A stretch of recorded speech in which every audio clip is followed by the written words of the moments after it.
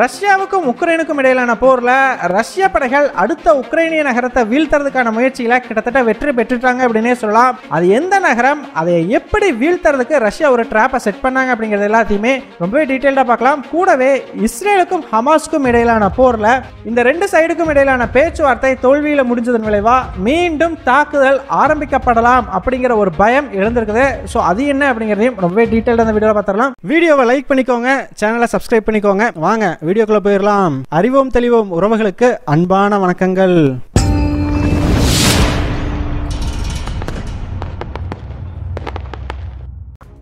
முதல் விஷயமா, ரஷ்யாவுக்கும் உக்ரைனுக்கும் இடையிலான போர்ல ரஷ்ய படைகள் தொடர்ந்து அவங்களுடைய அஃபென்சிவை வெற்றிகரமா நடத்திக்கிட்டு வர்றதன் விளைவா உக்ரைன் படைகள் இப்போ பின்வாங்க ஆரம்பிச்சிருக்கிறாங்க. சமீபத்தில் தான் 3 கிராமங்கள்ல இருந்து உக்ரைன் படைகள் பின்வாங்கினதை பத்தி நம்ம பார்த்திருந்தோம். இந்த நிலைமையில நேற்று மீண்டும் ஊக்ரண்டைன் அப்படின்னு சொல்லக்கூடிய மற்றொரு கிராமத்திலிருந்து உக்ரைன் படைகள் பின்வாங்கி இருக்கிறாங்க.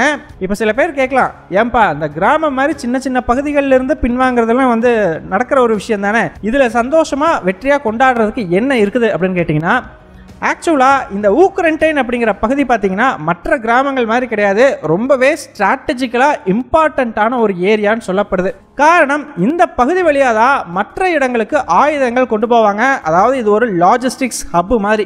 ஸோ இந்த பகுதி ரஷ்யா உக்ரைன் ரெண்டு சைடுக்குமே ரொம்பவே முக்கியமான ஏரியா. இப்போ அந்த பகுதியை ரஷ்யா கேப்சர் பண்ணியிருக்கிறது ரஷ்யாவுக்கு ஒரு பெரிய அட்வான்டேஜாக இருக்கும் அப்படின்ற மாதிரி சொல்லியிருக்கிறாங்க. இது எல்லாத்துலேயுமே ரொம்பவே வினோதமான விஷயம் என்ன அப்படின்னா, ரஷ்யா இந்த பகுதியை கைப்பற்றின விதம் தான். ஏன்பா சண்டை போட்டு தான் எப்படி அந்த பகுதியை கேப்சர் பண்ணியிருப்பாங்க அப்படின்னு கேட்டிங்கன்னா, அதுதாங்க இல்லை. பெரிய அளவுக்கு எந்த சண்டையுமே இல்லாமல் இந்த ஊக்ரண்டைன் அப்படிங்கிற பகுதி ரஷ்யாவினுடைய கைகளுக்குள்ள சுலபமாகவே விழுந்திருக்குது. அது எப்படிப்பா முடியும் அப்படின்னு கேட்டிங்கன்னா, உக்ரைனோட 47th பிரிகேடை சேர்ந்த படைகள் தான் இந்த ஊக்ரண்டைன் பகுதியிலிருந்து ரஷ்யாவுக்கு எதிராக சண்டை போட்டுக்கிட்டு இருந்திருக்கிறாங்க.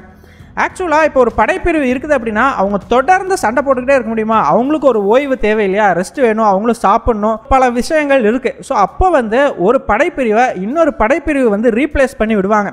அப்படி இந்த 47வது படைப்பிரிவை ரீப்ளேஸ் பண்ணுறதுக்கு உக்ரைனுடைய 115வது படைப்பிரிவு வர்றதா இருந்திருக்குது. ஆனால் அவங்க வர்றதுக்கு கொஞ்சம் டிலே ஆகிருந்திருக்குது. ஆனால் 47வது படைப்பிரிவு பார்த்தீங்கன்னா சண்டை போடுறதை நிறுத்திட்டு அவங்க பாட்டுக்கு கிளம்பி போயிருந்துருக்குறாங்க இந்த 115வது படைப்பிரிவு வர்றதுக்கு முன்னாடியே. இதன் விளைவாக பார்த்தீங்கன்னா அங்கே உக்ரைன் படைகள் பெரிய அளவுக்கு யாருமே இல்லை அப்படிங்கிறத பார்த்த ரஷ்ய படைகள் உடனடியாக முன்னாடி அந்த பகுதியினுடைய பாதி இடங்களை கேப்சர் பண்ணிட்டதாகவும், இதனால் 115வது படைப்பிரிவு வரும் பொழுது அவங்களுக்கு சண்டை போடுறதுக்கே பெருசாக ஒரு ஸ்பாட்டோ இல்லை ஒரு டிஃபென்ஸ் லைனோ எதுவுமே இல்லை. அதனால் ஈஸியாக இந்த ஊக்ரண்டைன் அப்படிங்கிற பகுதி ரஷ்யாவினுடைய கைகளுக்குள்ளே விழுந்துட்டதா சொல்லப்படுது.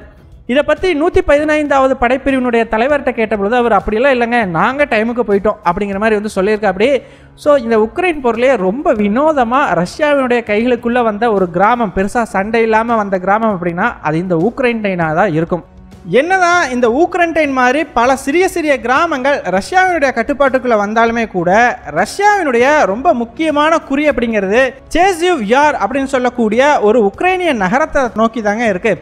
ஸோ இந்த சேசிவ் யார் அப்படிங்கிறது பார்த்தீங்கன்னா பாக்முத்துக்கு அடுத்ததாக இருக்கக்கூடிய ஒரு முக்கிய நகரம் அப்படின்னே சொல்லலாம். ஸோ இந்த சேசிவ் யாரை குறி வச்சு தான் இப்போ ரஷ்ய படைகள் தொடர் தாக்குதலில் ஈடுபட்டு இருக்கிறாங்க. இங்கே தான் இப்போ மெயின் பேட்டில் அப்படிங்கிறதே போய்கிட்டு இருக்குது. ஸோ இந்த சேசிவ் யார் அப்படிங்கிற பகுதிக்கு முன்னாடி பார்த்தீங்கன்னா கனால் டிஸ்ட்ரிக்ட் அப்படின்னு சொல்லக்கூடிய ஒரு மாவட்டம் இருக்குது. இப்போ இந்த கனால் டிஸ்ட்ரிக்டை ரஷ்யா கம்ப்ளீட்டாக கேப்சர் பண்ணிட்டாங்க. ஸோ இந்த கனால் டிஸ்ட்ரிக்ட்லேருந்து சேசிவ் யார் மேலே இப்போ ஆர்டிலரி தாக்குதல்கள் அப்படிங்கிறது தொடர்ந்து நடந்துக்கிட்டு வருது. எந்த அளவுக்கு ரஷ்யா இந்த பகுதி மேலே ரொம்பவே தீவிரமாக இருக்கிறாங்க அப்படின்னு பார்த்தீங்கன்னா, உக்ரைனோட இன்டெலிஜென்ஸ் டெபுட்டி டைரக்டரான சிபிட்ஸ்கி சமீபத்தில் கொடுத்த ஒரு பேட்டியில் ரஷ்ய அரசாங்கம் இந்த சேசிவ் யார் அப்படிங்கிற பகுதியை பிடிக்கிறதுக்கு எல்லா முயற்சிகளுமே எடுத்துக்கிட்டு இருக்கிறாங்க. இந்த சேசிவ் யாருங்கிற பகுதியில் சுத்தமாக உக்ரைன் படைகளுக்கு ஸ்திரத்தன்மை அப்படிங்கிறதே இல்லை. எந்நேரத்தில் வேண்டுமானாலும் ரஷ்யாவினுடைய பிடிகளுக்குள்ள இந்த சேசிவ் யார் பகுதி போகலாம்.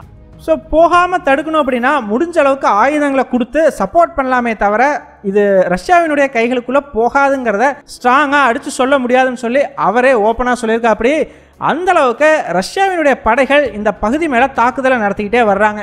இப்போதைக்கு ரஷ்யாவுக்கிட்ட இருந்து இந்த சேசிவ் யார் அப்படிங்கிற பகுதியை காப்பாற்றுறது ஒரே ஒரு விஷயம் தாங்க. என்னப்பா உக்ரைன் படைகளா அப்படின்னு கேட்டிங்கன்னா அதாங்க இல்லை. ஆக்சுவலாக இந்த கனால் டிஸ்ட்ரிக்ட் சொன்னால் பார்த்தீங்களா, அந்த கனால் டிஸ்ட்ரிக்ட்டுக்கும் சேசிவ் யார் பகுதிக்கும் இடையில் கிட்டத்தட்ட 30 அடி அகலத்துக்கு ஒரு வாய்க்கால் அப்படிங்கிறது ஒன்று இருக்குது. ஸோ இந்த வாய்க்காலை தாண்டி போகணும் அப்படின்னா ரெண்டே பகுதியில் தான் கிராசிங் அப்படிங்கிறது இருக்குது. ஸோ இந்த வாய்க்கால் தான் இப்போதைக்கு இந்த சேசிவ்யார் அப்படிங்கிற பகுதிக்கு ரஷ்யா கிட்ட இருந்து பாதுகாப்பு கொடுத்துக்கிட்டு இருக்குது அப்படின்னே சொல்லலாம். ஸோ இந்த வாய்க்காலை தாண்டதுக்கான அந்த 2 பகுதிகளுமே சேசிவ்யார் நகரத்தினுடைய 2 எல்லைகளில் இருக்குது. ஸோ ரஷ்யா மட்டும் எப்படியாச்சும் இந்த வாய்க்காலை தாண்டிட்டாங்க அப்படிங்கிற பட்சத்தில் சேசிவ்யார் அப்படிங்கிற பகுதியை சுற்றி வளைக்கிறதுக்கு ரொம்பவே வசதியாக போயிடும். அது மட்டும் இல்லைங்க, உக்ரைனோட இன்டெலிஜென்ஸ் டைரக்டர் இன்னொரு விஷயத்தையுமே சொல்லியிருந்தார். சேசிவ்யார் பகுதி மட்டும் ரஷ்யாவினுடைய பிடிகளுக்குள்ள போயிட்டா உக்ரைனோட ஃப்ரண்ட் லைன் அப்படிங்கிறதே கொஞ்சம் பின்னாடி போகிற மாதிரி இருக்கும். அதாவது ரொம்ப பெரிய அளவுக்கு உக்ரைனோட படைகள் பல கிலோமீட்டர் தொலைவுள்ள பகுதியை ரஷ்யா கிட்ட கொடுத்துட்டு பின்வாங்க வேண்டிய சூழ்நிலை கூட உருவாகலாம் அப்படிங்கிற விஷயத்த சொல்லியிருந்தா. அப்படி ஸோ அதனால இந்த சேசிவ்யார் அப்படிங்கிற பகுதியை ரஷ்யா கைப்பற்றுறாங்க அப்படிங்கிற பட்சத்தில் பாக்முத் மற்றும் அவுடிவ்காவுக்கு பிறகு ரஷ்யாவுக்கு கிடைக்கிற ஒரு மிகப்பெரிய வெற்றியாகவே இருக்கும் அப்படின்னு சொல்லலாம். ஸோ அதனால தான் ரொம்பவே குறி வச்சு நகர்த்திட்டு இருக்கிறாங்க. அது மட்டும் இல்லை, வருகிற மே 9 அன்னைக்கு விக்டரி டே அப்படிங்கிறத ரஷ்யா கொண்டாட இருக்குது இல்லையா, அன்னைக்கு ஏதாச்சும் ஒரு பெரிய சம்பவத்தை ரஷ்யா பண்ணலாம் அப்படின்னு எதிர்பார்க்கப்படுது. ஸோ ரஷ்யாவினுடைய தாக்குதலை இந்த சேசிவ்யார் அப்படிங்கிற நகரம் தாக்கு பிடிக்குமா பிடிக்காதா அப்படிங்கிறத நம்ம வெயிட் பண்ணி தான் பார்த்தாகணும். அடுத்ததா அப்படியே இஸ்ரேலுக்கும் ஹமாஸுக்கும் இடையிலான போருக்கு போனோம் அப்படின்னா இஸ்ரேல் பிரதமரான பெஞ்சமின் நெதன்யாஹூ பிணை கைதிகளை விடுவிக்கிறதுக்காக இந்த போரையே கம்ப்ளீட்டாக நிறுத்துறதுக்கு நான் ஒத்துக்க மாட்டேன். ஸோ இந்த மாதிரி பிணை கைதிகளை விடுவிக்கிறதுக்கு ஒரு ஒப்பந்தம் போடுறதுக்காக நம்ம போரை நிறுத்தணும் அப்படின்னா என்னைக்கு இருந்தாலும் மீண்டும் ஹமாஸால இஸ்ரேலுக்கு பிரச்சனை வரும் அப்படிங்கிற மாதிரி சொல்லியிருக்கா. அப்படி ஸோ அவர் மட்டும் இல்லை, பல இஸ்ரேலிய அமைச்சர்களும் இப்போ இந்த டீலே எங்களுக்கு இல்லைனாலும் பரவாயில்ல, இஸ்ரேல் ராஃபா மேலே அந்த ஆப்ரேஷன் அப்படிங்கிறத கண்டக்ட் பண்ணணும் அப்படிங்கிற மாதிரி பேச ஆரம்பிச்சிருக்கிறாங்க. ஸோ IDF சீஃபுமே என்ன சொல்லியிருக்கா அப்படின்னு பார்த்தீங்கன்னா, இஸ்ரேல் அரசாங்கம் ராஃபா மேலே தாக்குதல் நடத்தணும்னு சொன்னால் போதும், அதற்கான டேட் எல்லாமே நாங்கள் ஆல்ரெடி ஃபிக்ஸ் பண்ணியிருந்தோம், ஆனால் ஈரான் அரசாங்கம் அதுக்குள்ளே எங்கள் மேலே ஒரு மிகப்பெரிய தாக்குதல் நடத்துனதுனால டேட்டை கொஞ்சம் தள்ளி வச்சுருக்கோம், அவ்வளோதான் அப்படிங்கிற மாதிரி பேச ஆரம்பிச்சிருக்கிறாங்க. ஸோ இவங்கெல்லாம் அந்த மாதிரி பேசுறதுக்கு ரொம்பவே முக்கியமான காரணம் என்னன்னு பார்த்தீங்கன்னா, ஹமாஸ் இயக்கம் மீண்டும் அந்த ஒப்பந்தத்தை ஏற்க மறுத்துட்டாங்க. போரை நிறுத்துறேன் அப்படின்னு நீங்கள் சொல்லலைன்னா நாங்கள் ஏற்றுக்க மாட்டோம்னு சொல்லி, அது மட்டும் இல்லை எகிப்து தலைநகரான கெய்ரோவிலிருந்து அவங்க கிளம்பியே போயிட்டாங்க. ஸோ இதனால் மீண்டும் இந்த பேச்சுவார்த்தையும் ஒரு தோல்வியில் முடியுமோ அப்படிங்கிற ஒரு பயம் பலருக்கும் ஏற்பட்டிருக்குது. இப்போ நடந்துகிட்டு இருக்கக்கூடிய பேச்சுவார்த்தை தான் பார்த்தீங்கன்னா கடைசி சான்ஸ் அப்படிங்கிற மாதிரி சொல்கிறாங்க. ஸோ இதை கைவிட்டுட்டாங்க, இதை மிஸ் ஆகிடுச்சு அப்படிங்கிற பட்சத்தில் மீண்டும் ஒரு பேச்சுவார்த்தை நடக்குமா, ஒப்பந்தம் ஏற்படுமா அப்படிங்கிறதெல்லாம் கேள்விக்குறியாயிடும். அது மட்டும் இல்லை, பிணை கைதிகளுடைய நிலையும் கவலைக்கிடம் தான். இந்த நிலைமையில் CIA டைரக்டரான வில்பர்ன்ஸ் பார்த்தீங்கன்னா கத்தார் பிரதமரான அல்தானியை சந்தித்து பேசியிருக்கா. அப்படி எதுக்காக அப்படின்னு பார்த்தீங்கன்னா, ஹமாஸ் மேலே ப்ரெஷர் போட்டு எப்படியாச்சும் அவங்களை இந்த ஒப்பந்தத்துக்கு ஒத்துக்க வைக்கிறதுக்காக. ஆக்சுவலாக CIAவினுடைய இந்த டாக்டிக்ஸ் கொஞ்சம் வேலை செஞ்சிருச்சு அப்படின்னு தான் சொல்லி ஆகணும். காரணம், ஹமாஸ் இயக்கம் இன்னைக்கு காலையில் ஓகே நாங்கள் இந்த ஒப்பந்தத்துக்கு ஒத்துக்கிறோம், எங்களுக்கு 40 நாள் போர் நிறுத்தம் கொடுத்தா போதும் அப்படிங்கிற மாதிரி கொஞ்சம் விட்டு கொடுத்து முன்னாடி வந்திருக்கிறாங்க. இவ்வளவு நாட்களாக கம்ப்ளீட்டாக போரை நிறுத்தினா மட்டும்தான் நாங்கள் ஒப்பந்தத்தில் பேச்சுவார்த்தையை நடத்துவோம், ஒப்பந்தத்துக்கு ஒத்துக்குவோம்னு சொல்லிக்கிட்டு இருந்த ஹமாஸ் இயக்கம் இப்போ ஓகே எங்களுக்கு 40 நாள் போதும் அப்படிங்கிற மாதிரி சொல்லியிருக்கிறாங்க. ஆனால் இஸ்ரேலினுடைய அந்த ஒப்பந்தத்தில் மேலும் சில விஷயங்களை ஹமாஸ் மாற்றிருக்கிறதா சொல்லப்படுது. இதுக்கு இஸ்ரேல் எதிர்ப்பு தெரிவிச்சிருக்கிறாங்க. என்னதான் அவங்க நிரந்தர போர் நிறுத்தத்துக்கு கொஞ்சம் விட்டு கொடுத்து முன்னாடி வந்தாலுமே கூட எங்களோட மற்ற முக்கிய கோரிக்கைகளை சில மாற்றங்களை பண்ணியிருக்கிறாங்க, அதனால இது எங்களுக்கு சூட்டபிளாக இல்லை அப்படிங்கிற மாதிரி இஸ்ரேல் அரசாங்கம் சொல்ல ஆரம்பிச்சிருக்குது. 10க்கு ராஃபா மேலே தாக்குதல் நடத்தவும் தயாராக இருக்காங்க. நேற்று ராஃபாவினுடைய கிழக்கு பகுதியில் இருக்கிற மக்களை எல்லாம் இஸ்ரேல் அரசாங்கம் வெளியேற சொல்லி எச்சரிக்கை விடுத்திருக்கிறாங்க. ஸோ அந்த மக்களை எல்லாமே கான் யூனிஸ் மற்றும் அல் முசவாய் மாதிரியான பகுதிகளுக்கு சுற்றிலுமே இருக்கிற பக்கத்தில் வேறு ஏதாச்சும் ஒரு கேம்ப் இருக்குது அப்படின்னா அங்கே போயிருங்க, இங்கே இருக்காதீங்க அப்படிங்கிற மாதிரி ஒரு எச்சரிக்கை கொடுக்கப்பட்டிருக்குது.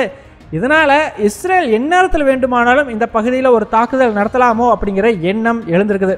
நம்ம போன வீடியோலேயே சொல்லியிருந்தோம், ஹமாஸ் இயக்கத்துக்கு என்னதான் இஸ்ரேல் அரசாங்கம் ஒப்பந்தம் போட்டாலுமே கூட தொடர்ந்து அந்த ஒப்பந்தத்துக்கு பிறகும் தாக்குதல் நடத்தும் அப்படிங்கிற ஒரு எண்ணம் இருக்குது. இஸ்ரேல் மேலே அவங்களுக்கு நம்பிக்கை இல்லை அப்படின்னு சொல்லி அதை ஹமாஸ் இயக்கம் உறுதிப்படுத்தியிருக்கிறாங்க. அவங்க ஒரு டிவி சேனலுக்கு கொடுத்த பேட்டியில் இந்த மாதிரி என்னதான் ஒப்பந்தம் போட்டாலுமே இஸ்ரேல் அரசாங்கம் ஹமாஸ் தலைவர்கள் மேலே தாக்குதல் நடத்தும் அப்படிங்கிற எண்ணம் ஹமாஸுக்கு இருக்குது. ஸோ அதனால தான் அவங்க கம்ப்ளீட்டாக இந்த போரை நிறுத்தணும், இஸ்ரேல் படைகள் மொத்தமாகவே காசாவை விட்டு வெளியேறணுன்ற கோரிக்கையை வைக்கிறாங்க அப்படிங்கிற மாதிரி சொல்லியிருக்கார். ஸோ என்னதான் பல முயற்சிகள் நடந்தாலுமே கூட இந்த பர்டிகுலர் ஒப்பந்தம் கையெழுத்தாகணும்னா 2 நபர்கள் தான் இதுக்கு ரொம்பவே முக்கியம். ஒன்று பெஞ்சமின் நெதன்யாஹூ, இன்னொரு நபர் யஹ்யா சின்வார். ஸோ இந்த 2 நபர்களும் கொஞ்சம் இணங்கி வந்தாங்க அப்படிங்கிற பட்சத்தில் தான் இந்த ஒப்பந்தம் கையெழுத்தாகிறதுக்கான வாய்ப்புகளே உண்டு. காரணம், இவங்க 2 பேருமே இப்போ நாங்கள் ஜெயிச்சிட்டோம் அப்படின்னு சொல்லி அவர்களுடைய மக்களுக்கு காட்ட வேண்டிய சூழ்நிலையில் இருக்கிறாங்க. ஸோ யஹ்யா சின்வாரும் பாலஸ்தீன மக்களுக்கு இவ்வளோ தூரம் தாக்குதல்லாம் நடந்திருக்குது இல்லையா, ஸோ நம்ம இந்த விஷயத்தில் ஜெயிச்சிருக்கோம் அப்படிங்கிற மாதிரி காட்டணும். அதே சமயம் நெத்தன்யாகுவுக்கும் அங்கே உள்ளூர் அரசியலில் ரொம்பவே ப்ரெஷர் அதிகமாக ஆரம்பிச்சிருக்குது. இஸ்ரேல் அரசாங்கம் எதுவுமே பண்ணலன்னு சொல்லி அந்த மக்கள் நெத்தன்யாகு மேலே குற்றச்சாட்டை சுமத்திட்டு இருக்காங்க. ஸோ நெத்தன்யாகுவுக்குமே அவர் ஜெயிச்சிட்டாரு அப்படிங்கிற மாதிரி காட்ட வேண்டிய சூழ்நிலை உருவாகி இருக்குது. ஸோ ஒருவேளை இந்த போர் ஒப்பந்தத்தின் மூலமாக முடிவுக்கு வருது அப்படிங்கிற பட்சத்தில் இங்கே யார் வெற்றியாளர் அப்படிங்கிறதே அந்த ஒப்பந்தம் தான் தீர்மானிக்கும். ஸோ அந்த ஒப்பந்தத்தில் யாருடைய கோரிக்கைகள் அதிக அளவுக்கு நிறைவேற்றப்பட்டிருக்குதோ அவங்க தான் வெற்றியாளராக பார்க்கப்படுவார்கள். ஸோ அதனால் அந்த வெற்றியாளராக தான் இருக்கணும் அப்படின்னு சொல்லி ஒரு பக்கம் நெத்தன்யாகுவும் இன்னொரு பக்கம் யஹ்யா சின்வாரும் நினைக்கிறாங்க. ஸோ இதன் விளைவாக தான் இங்கே ஒப்பந்தம் ஏற்படுறதுல ஒரு மிகப்பெரிய தடை உருவாகி இருக்குது அப்படின்னே சொல்லலாம். ஸோ ஹமாஸ் கேட்குற மாதிரி இஸ்ரேல் அரசாங்கம் கம்ப்ளீட்டாக இந்த போரை நிறுத்த ஒத்துக்கிட்டாங்க அப்படிங்கிற பட்சத்தில் கண்டிப்பாக ஹமாஸ் இயக்கம் அவங்கள வெற்றியாளராக கன்சிடர் பண்ணுவாங்க. ஸோ இஸ்ரேல் பார்த்தீங்கன்னா இவ்வளோ முயற்சி பண்ணியும் ஒரு தோல்வி அடைஞ்சதுக்கு சமமாக தான் பார்க்கப்படும். ஸோ அதனால தான் ஹமாஸ் இயக்கம் இந்த போரை கம்ப்ளீட்டாக இஸ்ரேல் நிறுத்தணும் அப்படிங்கிற ஒரு டிமாண்டை ரொம்பவே ஸ்ட்ராங்காக முன்வைக்கிறாங்க. இன்னொரு பக்கம் இஸ்ரேலை பொறுத்த வரைக்கும் அவர்களுடைய வெற்றி என்னவா இருக்கும்னா, ராஃபா மேலேயும் கம்ப்ளீட்டாக தாக்குதலை நடத்தி பிணை கைதிகளை அவங்களே மீட்டு கொண்டு வந்தாங்கன்னா அது அவர்களுக்கு ஒரு மிகப்பெரிய வெற்றியாக இருக்கும். ஸோ அவங்களும் அதனால தான் என்னதான் ஒப்பந்தம் போட்டாலுமே கூட பிணை கைதிகளை மீட்டுட்டாலுமே கூட தொடர்ந்து இந்த ராஃபா மேலே தாக்குதல் நடத்தணும் அப்படிங்கிறதுல ரொம்பவே குறியாக இருக்கிறாங்க. ஸோ இது எங்கே போய் முடியும் அப்படிங்கிறது சீரியஸாக தெரியல, வெயிட் பண்ணி தான் பார்த்தாகணும். நீங்கள் என்ன நினைக்கிறீங்க?